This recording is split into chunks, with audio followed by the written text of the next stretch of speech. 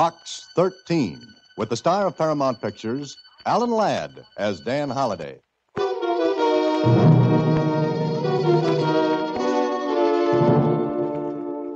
Box 13, care of Star Times. I have a proposition for you. One that will bring you $10,000 if you go through with it. But you've got to make up your mind fast. I'm at 658 Carson Street. I won't be there after tomorrow evening. So, if you're interested, come to see me.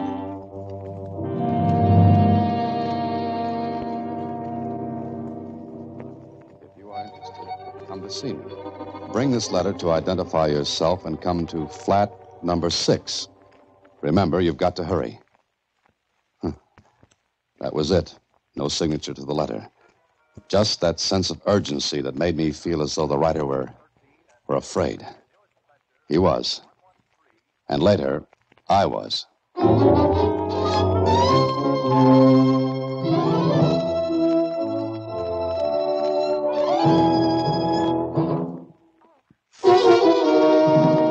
Now back to Box 13 and Dan Holliday's latest adventure, Sealed Instructions.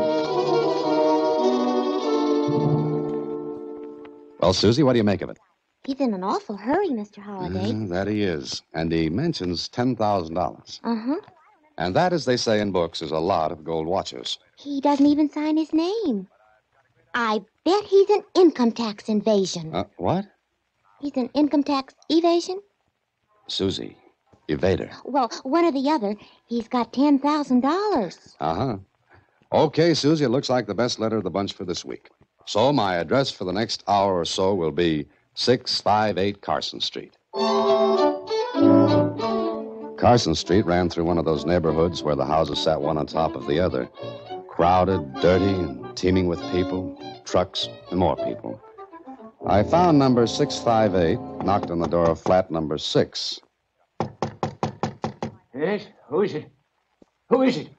Box 13. Oh, you got the letter with you? Yes, I've got it. Hey, put it under the door. Okay.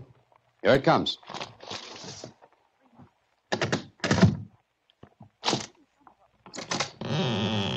Stand under that light across the hall so I can see you. All right. Come on in. Hurry.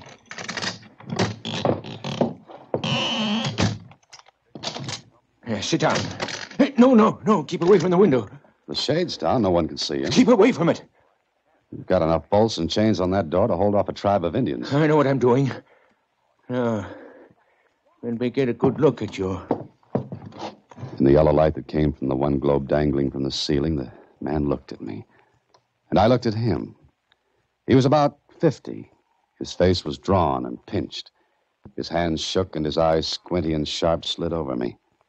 I didn't like him. Then he seemed to be satisfied and sat down on the chair opposite me. So, you're after adventure, eh? That's right. Did you see anyone follow you here? Not that I know of. Why? Expecting someone else? I'm always expecting someone. No, I'm not. What do you want with me? Are you free to go anywhere? That's what my ad says. We'll go any place, do anything. I usually do. Would you be willing to go as far as the Philippine Islands? It's a man-sized errand. Would you go? That's all I want to know. Would you go? Well, that all depends on what I've got to do. If there's anything crooked, the answer is no. There's nothing crooked. I want you to go there and bring back something that belongs to me. Something I've got to have. What's stopping you from going yourself? Look at me. I'm sick. Oh, it could be. But you're sure there's no other reason? What do you mean? Well, the bolts and the locks on the door. That fact that you said in your letter you wouldn't be at this address after tonight. The shades drawn. You were afraid I was followed. So? So, 2 and 2 are 4. And the 4 in this case comes out to you're afraid to show your face. I have enemies. The ordinary kind? Or the kind that would kill you? They'd kill me. I see. Oh, what's your name? You have to know that? It's a little peculiarity of mine. I like to know the people I'm dealing with. My name is Krell. Joseph Krell. Does it mean anything to you? No more than mine would mean to you. Holliday. Dan Holliday. There's $10,000 in this for you. Well, I don't care about that. Well, what? Oh, the money doesn't interest me. Doesn't it? Money doesn't... I must have said something very funny. You did, Holiday. You did. You say $10,000 doesn't mean anything to you. Well, no, it doesn't. I'd better explain. You see, I'm a writer. The stories I get in response to that Box 13 ad you answered, well, they pay me amply for my efforts. There's one born every minute. But will you go? And do what? I'll give you the name of a man whom you're to contact in Manila. That's all you have to know now. Mm-hmm. Then what happens? That will take care of itself. What do you want me to bring back? I told you something that belongs to me. Something I've got to have. Something that means life or death to me. That important, huh? We're wasting time. Will you do it? It's adventure, and when you get back, I'll give you $10,000. Do anything you want with it. I don't care. But bring me what I want. When do I have to leave? As soon as you can. Oh, one more question. What? Where are you going to get the $10,000? Well? I'll have it when you get back. Oh, I see. Do I come here? No, I won't be here. I've got to keep moving because he... He? Never mind. When you get back, put another ad below the one for Box 13. To see you back, I'll get in touch with you. And the name of the man I'm to meet in Manila? You'll find him at the address on this slip of paper. He's expecting someone from me. And, here, take this envelope. Don't open it until you get in touch with the man. Sealed instructions, huh? Yes. And Holiday, take good care of that envelope. Hide it. If he knew you were carrying it, he might kill you.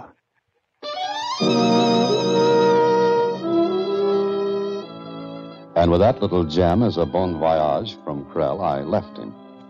When I got home, I took the envelope he'd given me and had it sewn into the lining of my jacket. 4 days later, I was in Manila, after a nice, pleasant trip on the plane. I went to a hotel and registered. Later that evening, I took a cab to the address of Krell's man. It was a tiny, ramshackle place in a street that was so narrow the cab couldn't get through. So I had to get out and walk. And right there is where I should have said quits to the whole thing. That old familiar feeling began tingling my spine. As usual, foolishly, I paid no attention to it. I got to the house. There was no answer.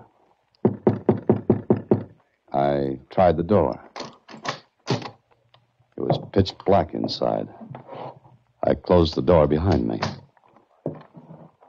I stood there for a couple of seconds trying to see through the blackness when... Stand right where you are. Who's that? Just stay where you are. The light went on, and facing me was a man with a gun. And from where I stood, the muzzle was neatly in line with my third rib. The man looked at me for a moment, then... Turn around. Back to me. What's the idea? I don't know yet, but we'll see. Okay, face me. Who are you? Never mind that. Who are you? Dan Holliday. Doesn't mean a thing. Lieutenant, he's... Oh? Yeah, we got company, Sergeant. So I see. Sergeant. What is this? Sit down. Look, I came here to see someone. Mm-hmm. What's the name of the person you came to see? I don't know. If you don't know this man, why did you come here? Come on, talk. I don't see any reason why I should. Would it give you a reason if I told you we're police? I don't know. You don't know much, do you? Why did you come to see this man you don't know? On business. What kind? I was sent here. By whom? A man named Joseph Krell. Krell. Well. Evidently, that explains a lot of things, doesn't it? It could and it couldn't. You say your name is Holliday? That's right. All right, Mr. Holliday. Step over to this other room with me. Come on. Open the door, Sergeant. See, Lieutenant. Go ahead in, Holliday. Oh, do you have to keep that gun on me? It's better that way. Now, want to see your man? Yeah. I'd look on the floor, behind the bed.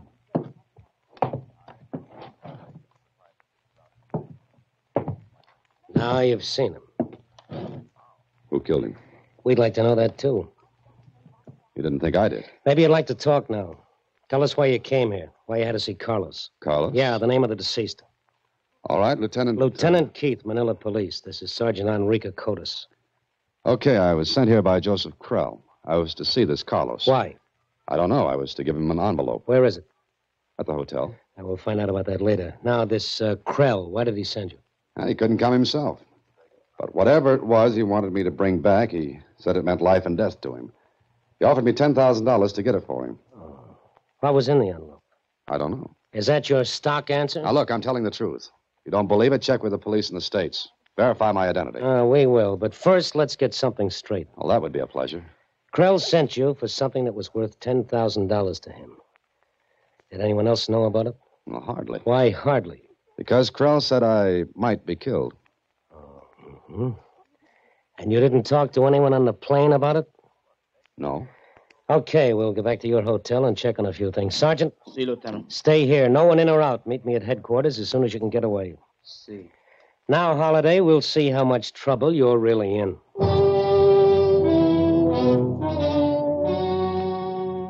On the way back to my hotel, Keith didn't say much. Neither did I. But I was doing a lot of thinking, and suddenly it hit me. Something Keith had asked me. Something he had no right to ask. And something he couldn't have asked unless... I looked at him. He was smiling to himself. Okay, I had to take a chance. Oh, by the way, Lieutenant. What? That building over there. Where? Just to your right. Look out the window. What building are you talking about? Driver. Driver, stop the cab. What is it? What's the matter? Oh, My friend, he met with an accident. he's hurt. We should maybe go to a doctor. No, I don't think so. But when he comes to, ask him a question for me, will you? Question, but Yeah, just ask him how he knew I came to Manila on a plane.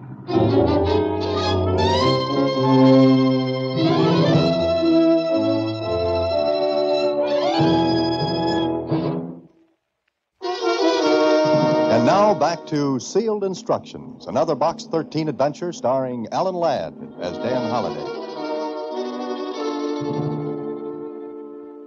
So there I was, out in the middle of a big puzzle and a murder. Sure, Keith had killed Carlos to keep me from getting to him. Keith must have followed me from the States. Oh, it was smart of him not to play his cards on the plane or as soon as I got to Manila. He waited until I tried to contact Carlos. Then he planned to get the envelope away from me without any more fuss or bother. Now, I had to get back to the hotel and get that envelope before Keith came to. Because when he did, he was going to be very, very nasty. So back at the hotel, I had a bellhop go to my room and bring down the jacket. Is this the right one, Mr. Holliday? Oh, yeah, that's the one. Here you are. Oh, thank you, sir. Will that be all? Yes, sir. Uh-oh. Oh, wait a minute. Yes, sir. Come here behind this pillar. Something wrong, sir? Yeah, there is. Look over at that entrance. Do you see that big man standing there? White hat, gray suit? Yes, sir. I don't want to meet him. Oh, I see. Look, you go through the lobby paging me. He'll follow you to see where I am. Lead him a merry chase, got it? I got it, Mr. Holliday. Okay, get going. Paging Mr. Holliday. Mr. Dan Holliday. Paging Well, Mr. the bellhop Holliday. did it up good. Mr. Dan And Holliday, Keith fell for the please. gag and followed the bellhop, Mr. just far Holliday. enough behind him so that he could surprise me, Dan if he saw Holliday, me. But he didn't. I ducked out of the entrance and took a cab to police headquarters. There, Let me get this straight, Mr. Holliday. You say this Keith pretended to be an officer? that's right, Lieutenant Marinos. But why? So he could get this envelope away from me. He'd already killed once to get it. But maybe he thought killing me would attract too much attention. But this envelope, where is it and what is in it? We're going to see that right away. Oh, have you got a knife? Yes. Here. Oh, thanks. Well, this was a good jacket.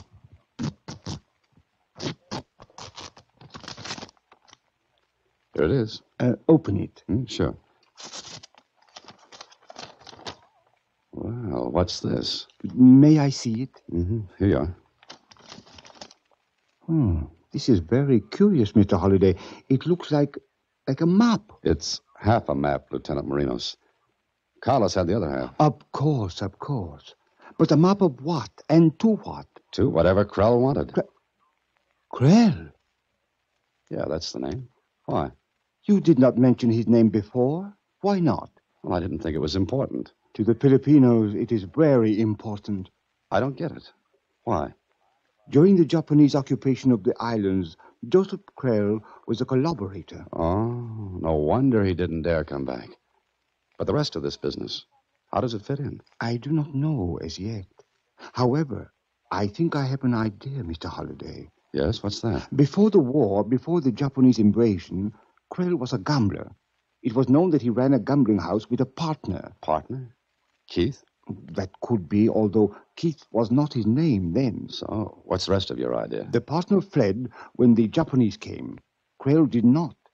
Now, I think the partner would like to find Krell. Mr. Holliday, we must find the other half of this map. Well, Keith has it. I know that. And find Keith. That would be much easier said than done. Unless Lieutenant? Unless you help, Mr. Holliday. I do not think that Keith will suspect that you have come to the police. He followed me from the States. He must think I'm in with Krell. If he thinks that, then he'd think I wouldn't dare go to the police. Exactly. So? Oh, I see. You want to tie me out as live bait, is that it? It is the only way to get him. Because he will come after this half of the map. Uh-huh. Of course, you can refuse. And I do not say that I will blame you. No, I guess not. But, well, you've got yourself a piece of live bait. And I hope it stays that way. It was the only way to get Keith. Besides, I was very curious as to what that map meant and why getting something meant life and death to Joseph Krell. So I checked out of the hotel, and with one of Lieutenant Marino's men following at a distance, I took a room on the other side of town and waited. An hour passed. 2. Then, when it was beginning to look as though our Mr. Keith was smarter than we'd figured... Come in. Well, hello. Mr. Holliday, you've given me a lot of trouble. You don't want an apology, do you? No. All I want's the other half of that map. Oh, sure. You knock on the door, I say, come in, give you the map, and that's that. Very simple. Yeah, very simple and very smart. Mm-hmm. But you don't think I'd have the map on me, do you? Maybe not, but you know where to get it. Let's go. Oh, wait a minute. What for? Why don't we make a deal? What kind? Well, neither half of the map is any good without the other. And I'm sure you haven't got yours with you. Oh, but I have. I see. Was it very hard getting it from Carlos? No, not very. No harder than it will be to get the half you got. Oh, look, we can still make a deal, Keith. Or whatever your name is. Keith will do. Okay. How about it? Maybe you're smart at that. Okay, let's go. After you, Holliday, and don't forget this. It's loaded. You make it easy to remember. Yeah, I can make it very easy to forget by pulling the trigger. No, the back way, Holliday. The back way. Back way? Holliday, how dumb do you think I am? Or how smart do you think you are? You forgot all about Enrique, didn't you? Oh, the sergeant. Yeah. Here, this door. You see, Enrique followed us away from Carlos' place. He knew you slugged me in the cab. Enrique seems to have done all right. Just perfect. Get in this car. Go ahead, Enrique. Looking for your cop friends, Holliday? Cops? Yeah. You see, when you pulled that bellhop trick at the hotel, Enrique was outside. He followed you, saw you go to the police. It's too bad, Holliday, but there are no police. Oh, I see. Enrique took care of him, is that it? Enrique has been very busy. Now, let's have that half you got. I told you I haven't got it. Quit stalling. It was to be bait for me, wasn't it? You and Marinas were so sure you'd have me, you didn't bother to leave the half at headquarters. Let's have it now. Keith looked at me. Sure, he knew he held all the aces, and he held the gun right at my head. Well, there was nothing to do but drag out my half of the map and give it to him. He looked at it, held it against his half. They matched. All right, Holliday, this is the end of the line. You get off here. What do you mean? What do you think? Take the next turn right, Enrique, and slow down a little. Mr. Holliday is leaving us. For good. Keith meant it. Enrique started to take the next turn to the right, but I had a different idea. I grabbed the handle of the door, twisted it hard, and jumped. Took a full fall on my shoulder. Rolled over into the ditch on the side of the road. Keith jumped out of the car, started toward me, shooting as he came. And then...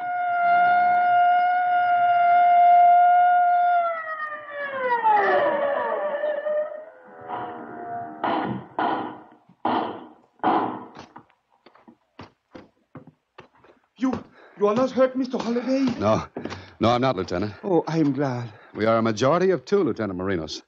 But Keith, He is taken care of. how did you get here? By putting 2 strings to my bow, Mr. Holliday. The one man I had follow you was, how shall we say, a decoy? Well, let's say it and be very happy. Is he all right? Oh, a little lump on his head, but all right. You know, this was very close. Oh, yes, I am very sorry, Mr. Holliday, but I did not expect Mr. Keith to have a car. However, all is well that ends well. Yeah, sure. Now, how about that map? Come, we will see about that now. With the 2 halves of the map, we went to work. Krell had hidden something in the hills back of Manila. Hidden it before the Japanese invasion. 3 hours later, Lieutenant Marinos and I sat on a box and watched his men digging into the earth. And Marinos talked. You see, this Carlos was Krell's servant. When Krell left the Philippine Islands, he left half the map. Mm-hmm. In case he was caught, a half map would do no one any good. That is right. Keith was Krell's partner. He left. Krell stayed to become a collaborator. Playing 2 games at once. The Japs won, he'd been with them. The Allies won. Well, he'd have what he hid here. Exactly. Lieutenant! Lieutenant Marinos! We have found it. Please. A box, an iron box. Sergeant, break the lock. Yes, sir.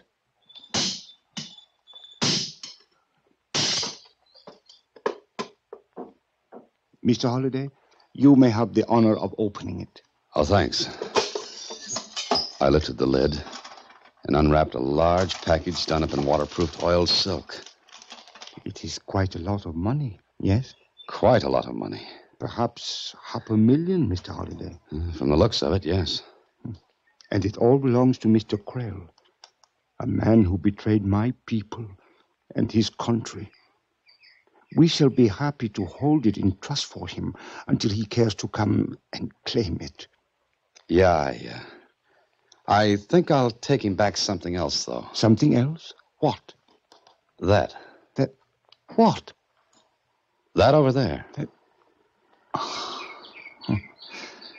Mr. Holliday, you are a poet.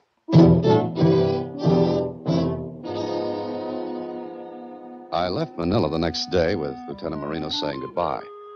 With me was the iron box I'd come across the ocean to get. But in it was something a great deal different from what Krell expected. Back in the States, I put an ad below my Box 13 ad. I waited, and then... Here it is, Mr. Holliday, right below the Box 13 ad. It says, Holliday, come to 1256 Chickering Place, K. That's it, Susie. But why don't they arrest Mr. Krell? Arrest? I think we've got something much better, Susie. Much better.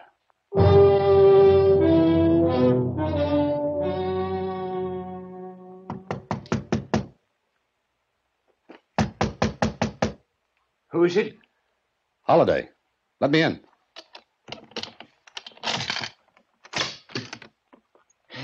Have you got it? Did you get it? Yes, here it is. Oh, that's it.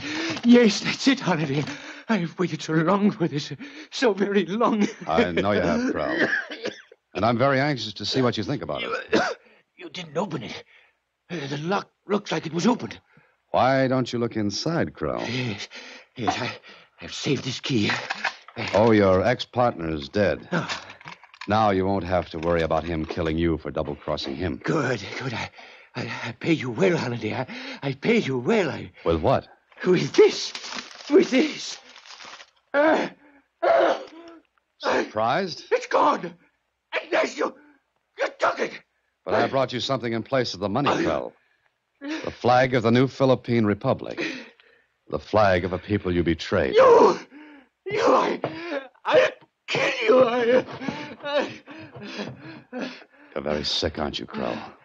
Very sick.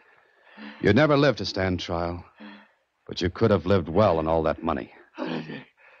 Please, give it to me. Certainly, Krell. Oh, here's the other half of the map, which is why you wrote to me originally. I've not double-crossed you. You can have your treasure anytime, Krell. Where? Anytime you want to claim it. Where is it? In Manila. And anytime you want to go back and claim it. I think the people there will be very glad to see you.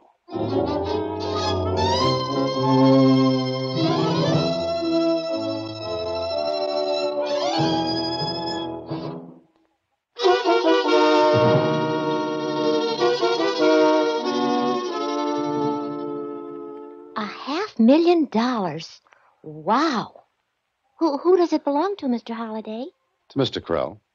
But I don't think he'll ever claim it. Gee. But what about him? Where'll he go? Well, what'll he do? I don't know, Susie.